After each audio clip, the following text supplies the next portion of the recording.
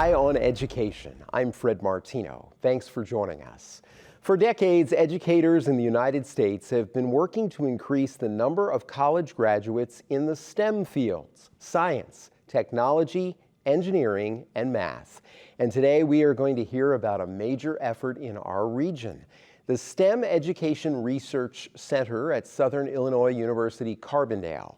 My guest is the center's director. Harvey Henson has been sharing his expertise in earthquake seismology for more than 25 years, and he's worked with other STEM researchers to obtain over $42 million in grants and contracts. Harvey, thank you so much for being with us today.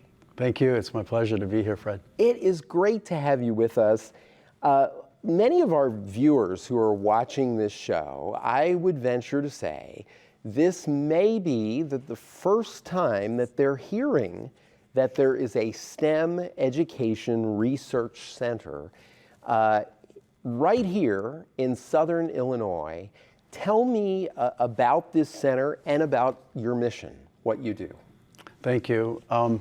Yeah, I've been working so hard with my colleagues. It's time to start promoting ourselves a little more. So thank you for having us here today.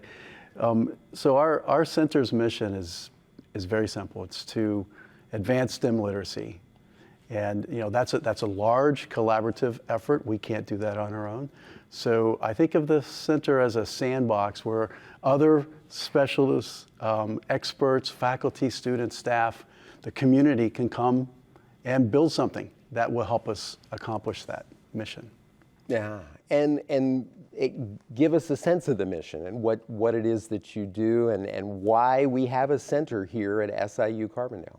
Well, as you mentioned, STEM literacy, STEM capacity needs to increase, especially in the U.S. We're behind, and so we've got quite an effort ahead of us to reverse that.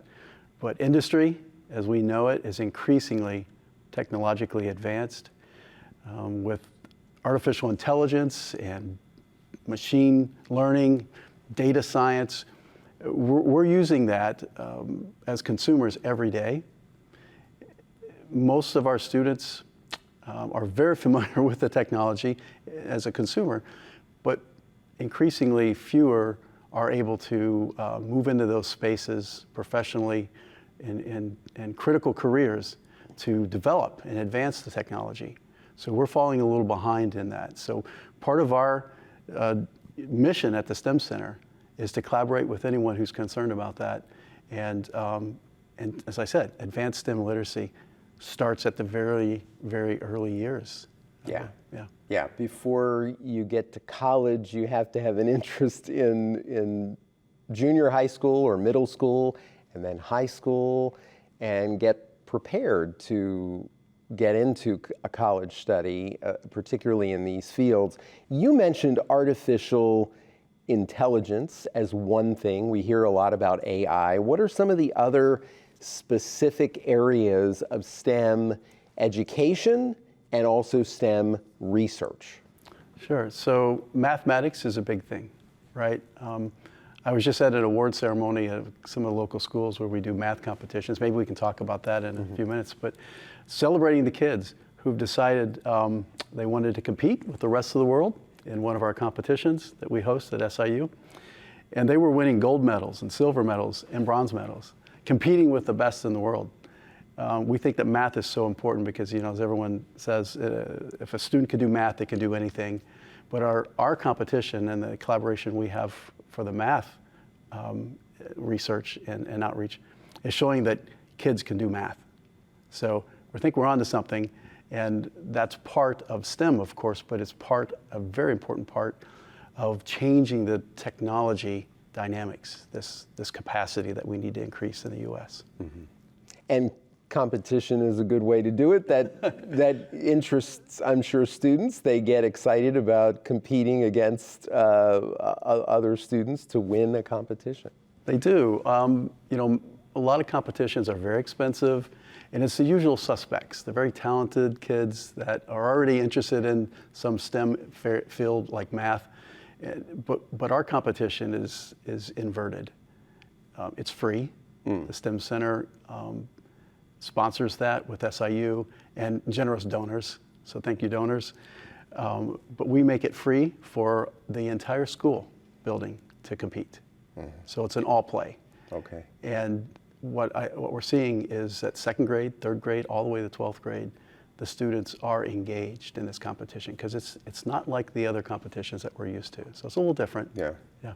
We enjoy doing it in this very studio with Scholastic IQ, our quiz show, where we have students come in from all over the region from high schools who compete on various topics on air in a quiz show. Besides math, besides AI, other areas that you want to highlight? Sure. We have collaborations with faculty and staff from across the campus. Okay. So we could talk about those all day long. We're collaborating with every unit at SIU Carbondale. Well, let me put it this way, except for the School of Law and the College of Business. So far, we don't have faculty we're collaborating in those areas, but in every other unit, every other space across campus, we've got some collaboration going on in the STEM Center. That is really exciting, and it makes me think of something even in my area of undergraduate study in communications that I often tell students today. Learn as much as you can about technology because you're going to be doing work online. You're going to be, if you can learn HTML, if you can learn about every aspect of technology that media touches, you will be ahead of the game because we use technology in just about everything we do. We do, and increasingly it's helping us be more efficient and proficient, but it's also helping us understand the world around us, which is, I should define STEM literacy. That's what we mean by STEM literacy. Right. Contributing to a better world because we know how to make sense of what's going on around us. Whether it's something phenomenal like the eclipse event we just celebrated, right? That's an all play. So the world is an all play. It's integrated, it takes diversity, and takes inclusive participation. So STEM literacy is this idea that students who are the future can make the world a better place because they understand how to figure things out, right? Making sense of the world around them. Yeah. So the technology allows us to do that, we know already. Yeah. Our students in our classrooms are using those devices and the AI. We know that. Yeah. They're doing it very well. So. Yeah, and it's another tool. We just have to be careful about how we use it like any other tool. I know that the center has been celebrating some major accomplishments. Tell us about that. Yes, we've been working very hard. We have brought in collaboratively in the last 6.5 years a little over $40 million. And we just got $7.5 million awarded to us this week. So wow, we're doing some extraordinary things, and it's, I will brag on my colleagues. It's about building a team, right? It's always a team that celebrates the wins, big ones in this case, because we've done very well in bringing external funds to campus. And we should say we're taping this in May of 2024 for someone who watches it at a later date. That's a big announcement to get a grant of over $7 million. And you said over the last number of years, over $40 million. Right. It's a lot. And folks don't realize when you're talking about research, this is a big part of the job in terms of working at a university. You're not just teaching, you're not just an administrator, but you're raising grant funds. It's something that we also do here at WSIU. It's a big part of what we are, right? We're good at service, we're good at teaching, but we're also really good at research at Carbondale. Yeah, absolutely. You also have a lot of partnerships with industry. Let's get into more detail on some of those. Yeah, so as we mentioned, the last 6.5 years, we've been really busy at bringing in grants and contracts and writing a lot of proposals, collaborating with others. I've been mentoring faculty to do that. So that basket's filling up really well. but I think we need other streams of revenue. Grants and contracts come and go. And what I don't want is my amazing staff and my colleagues to have to suffer in between grants and contracts. That's no man's land, and we don't want to be there. So partnering with industry accomplishes that second revenue stream, right? So that's very important. And above that, partnering with industry allows us to do what we want to do, accomplish our mission faster, and we can go further. We are doing really well regionally in Southern Illinois, partnering with schools, but we were doing that before we had a STEM Center. That's part of how the STEM Center got started, faculty collaborating on teacher partnerships and student achievement. But now we're looking at the entire state and coast to coast with some of our programs, and even international, some of our collaborations. Okay, and this probably also gives good opportunities for students who might have internships or student employment sometimes? Absolutely. Yeah. Larry, I don't even, Fred, I don't even know how many students we have right now in our STEM Center, but we have graduate students and undergraduate students at all levels. One of the international collaborations, I talked about the Math Olympiad. Mm-hmm. That partnership is with Singapore and an alumni named Henry Young. And Henry is providing scholarships, and we'll have 4 new international students come to campus. And they'll work in the STEM Center to get their research acumen, okay? And then they'll be STEM majors, so then they'll start doing research in their respective areas once they get their feet under them. So we're not directly involved in recruitment, but if we do service right, that's really recruitment. Yeah. So these industry partners are helping us do those kinds of things, provide the scholarships, provide the training, the internships, and support when the students are here going to class. Okay. Is there anything else that you'd like to highlight about the center's most important research? Yeah, I think what we're doing is we're looking at science teaching in the state of Illinois. We have a partnership with the State Board of Education to look at professional learning for our teacher partners. So it's a pilot study right now. We'll start our second year this summer. But we're providing with National Science Teaching Association training, workshops, synchronous and asynchronous webinars for those teachers to come and dig in on science standards and how to create better curriculum and teaching in their classrooms. So we are the unit that researches that. We assess it and evaluate that, and then use that information in a feedback logic model to design better professional learning for the next cycle. So we're helping the state and helping the National Science Teaching Association do that. Is there anything that stands out so far that you're learning from that about how we train better science teachers? Well, we've found that assessment is key. We always think that large summative assessments, and every state has to test student learning in science and math and so forth. And I guess there's a stigmatism that is a negative thing, that it's something that was used or weaponized in some cases to, against the teaching or the teachers. But what we've been able to do with one of our projects with the State Board of Education is turn that stigmatism around. And teachers now have been part of designing the assessment questions, and part of evaluating the student responses. And what the teachers are telling us now in our research, and we've published on this, that it's made them better teachers, that the students are learning more effectively. Yeah. So now it's not a summative gotcha, but it's a formative equipping of the teaching and the learning in the classroom. That's great. So that's the kind of research that we're a part of. Okay.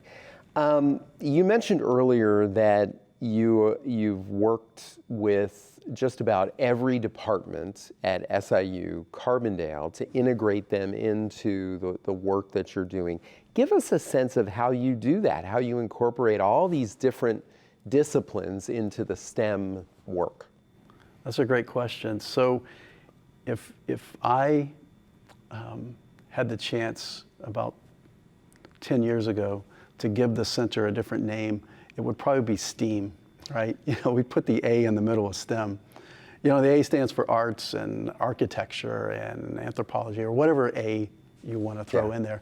But I really think the A stands for all of us. The A is an all play, like the Eclipse event. Everyone could enjoy and try to make sense of that phenomenal event, right? It was an all play.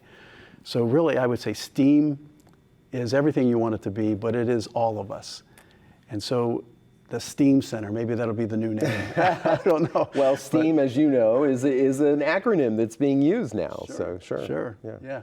But I like to think that the A is all of us, right? Okay. That STEM literacy piece of making sense of the world around us. And so I guess it's really just reaching out and getting collaboration, getting input from all of those different professionals in every department about how do we incorporate this work into what you do? Yeah, there's room for all of us across campus. So obviously the arts and the media, performance arts, we've worked with several of the faculty colleagues, and some of your staff was instrumental in pulling off the Eclipse shows that we put on last month. It was quite a thrill to have several hours of programming nonstop, highlighting the eclipse and what happened. Probably say thank you to NASA and to the National Science Foundation providing those funds to make these collaborations possible. Right. Yeah. Let's when the A being all of us gets to another point, and I want to talk about how the center is engaging underrepresented groups in STEM fields. Sure, another great question. I think it starts with the staff and the faculty involved in the center. I'm very proud of our team. They work so hard and they've accomplished so much, and I know they're just getting started. They're so talented, but we're very diverse. More than half of our staff are women, and they have science degrees, STEM degrees.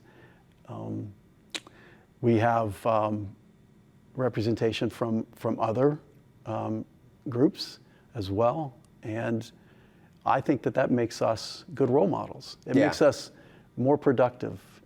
As I said, STEM is really integrated. The world around us takes a diverse perspective, and by default, we're inclusive. So we start there, right? And we target Southern Illinois, as you know, has struggles with low socioeconomic issues. Most of our schools are free and reduced lunches. So we feel good about the support and the service that we provide the region. But beyond that, we work with special groups, colleagues like Dr. Justin McDaniel, who's very involved with research and support and service for veterans, another underrepresented group. So we're involved in support of the collaboration that Justin is involved with. But there are many other faculty I can name that that we're collaborating with to make a difference in all peoples, but especially those that deserve it and need it the most, right? That's great. Mentorship programs are so important in education. Tell me about your work in that area. So with the large grants and contracts we've been able to get, they're truly collaborative. It takes a team, right? You can't do this on your own. You'll burn out. So we've been finding faculty, especially junior faculty, who are struggling to get their first grant, but are very talented. Obviously, they're here at SIU. So we've been building teams strategically with faculty who have the skills and the knowledge and the ability to do the work.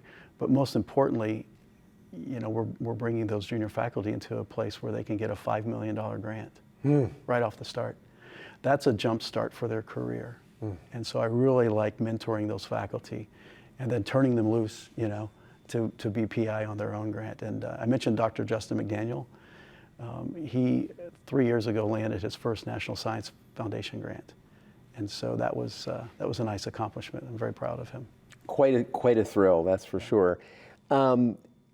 Tell me a little more about your work in working with local schools and educators and all of the work that you're doing in that area as well, because as you know, we also have a need to have more students, not just in the STEM fields, but attend post-secondary education, period. We have to, give every student who's interested the knowledge and opportunity to do that, and we're trying to do more in that area. That's right. The pipeline Yes. is so important. Right. And the best way, students are a moving target, right? So creating relationships with local educators, administrators, and teachers, those partnerships is strategic. Because when we can serve all the students as they move through the pipeline, but we can help those teachers, as I mentioned before, become more confident and more prepared to teach those STEM subjects, especially. So STEM Center is not the only group of people doing that on campus. Like I said, a lot of people are doing this, but it's strategically important to prepare those students in the classrooms with those teachers so they're ready to move to the next level. Yeah. And math, I think, is one of the great opportunities we have, as I mentioned earlier. So we've really been pushing the math partnerships and collaboration. And it's an area where a lot of students need assistance. I mean, I know when I was in high school, there was one that I struggled with myself. Yeah. So my dad was a science teacher in public school, and so I had some help at home. But I was nowhere near his ability in math. So I did not enter a field where math was quite as important. But I know a lot of students were like me and need that help. Speaking of math, and funding is one part of math, and we think about math. In addition to funding, what other challenges is the center facing, and how does funding come into it too? That's a great question. So I mentioned the multiple streams of revenue, right? So industry and corporate sponsorships and partnerships can create a new form of support and assistance. But donations and endowments, that's where we want to be. So there's the future, and I'll be spending a lot of time working on that. But so that's a good problem to have. But a challenge would be for us space. We're growing very fast. Our FTE is up over 25, counting all the students that are working part-time. That's full-time employees. Full-time equivalent. Yeah. So right. we have about 12 staff, excluding me, and then we have all these students, right, that are 50% here, 25% there, and so we have a small army of capable people. But that's a challenge itself, directing that. Also being an associate professor now in 2 different places and teaching. I have 5 doctoral students. Those are challenges for me, but I love my job. So another challenge is space for all those people to growth. And so we're working on that. The administration's been very helpful in helping us identify space we can grow into. But I could go on. There's always things to work on, right? If someone is watching and they want to collaborate with the center, how would they go about doing that?